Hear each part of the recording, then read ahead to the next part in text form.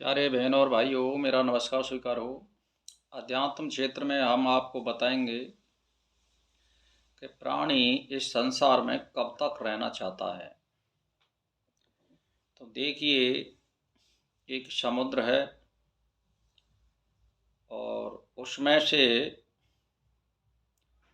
भाप उठ करके और फिर वो बरसात के रूप में पानी इस धरती पर गिरता है। चाहे वो पहाड़ हो, चाहे घर हो या मकान हो, यानी सड़क हो, कुछ भी हो, वो जहाँ पड़ता है वहाँ पड़ता है और वो फिर पानी इकट्ठा हो करके तालाब, भिन्न भिन्न नदियों का नाम रूप ले लेता है। और पानी जो भी है, जल, सबको ये मालूम है कि ये पानी समुद्र का है, लेकिन उसका नाम समुद्र नहीं है। उसका नाम नदी नालिन के रूप में भिन्न भिन्न प्रकार से पुकारा जाता है। और जब ये नदी नाले सभी समुद्र में मिल जाते हैं तो ये नाम रहित हो जाते हैं। इसी प्रकार जो आत्म तत्व है वो परमात्मा से ही निकल के यहाँ पृथ्वी पर प्राप्त हुआ है और ये फिर भिन्न भिन्न नाम रूपों से पुकारा जाता है। इस बात की सभी ज्ञानवानों को पता है कि आत्मा एक होती है और वो परमात्मा का अंश है, लेकिन भिन्न भिन्न शरीरों में या प्रतिष्ठानों में जब वो निवास करती है तो वो अलग अलग मनुष्यों के नाम या स्त्रियों के नाम से या जानवरों के नाम से या प्राणियों के नाम से जाना जाता है। और जितने प्राणी हैं मनुष्य को छोड़ करके, प्राणी को, मानव को, ये सभी भोग योनियां हैं।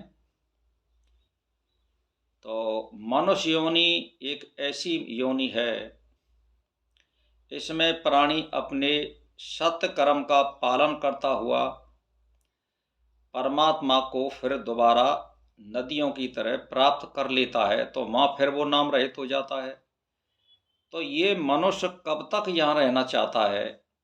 जब तक पता है ये चोरों के पास, जब तक, या ठगों के पास, या लुटेरों के पास, या आघात करने वालों के साथ तब तक ये संग करता रहता है, जब तक उसको ये पता नहीं लगता है कि मैं भी इन चोरों के साथ में चोर हो गया हूँ और ये चोर जो होते हैं ये किसी के साथी नहीं होते हैं। तो जब भगवान यानी परमात्मा जब इसको ज्ञान का उदय करना चाहता है या पूर्व जन्म के संस्कार थे जब उसके पुण्य उदय होते हैं तो उसको सत्य बुद्धि मिलती है और सत्य बुद्धि मिलने पर उसको ज्ञान होता है कि यार ये जितने बदमाश और चोर लुटेरे होते हैं ये किसी का संग नहीं दे सकते, अतः मुझे भी इनका संग छोड़ देना चाहिए। तो वो फिर सत्य की ओर मुड़ जाता है और सत्य की ओर मुड़ने पर वो फिर परमात्मा का ध्यान और चिंतन मनन करने लग जाता है और अपने लक्ष्य को पकड़ लेता है जिससे मनुष्य का जन्म हमें मिला है। और वो धीरे धीरे इच्छाओं से रहित और सत्कर्म की ओर और परमार्थ की ओर लग जाता है। इस तरह वो कर्म करता हुआ फिर अगले जन्म में अच्छे घर, मकान, वैभव और सुख प्राप्त करता है और माँ भी कर्म के हिसाब से फिर उसको अच्छी बुद्धि मिलती है तो वो अच्छे कर्म करता है। इस प्रकार वो, ये तो मैं निश्चय नहीं कर सकता कि मुक्ति कितने जन्मों में होगी।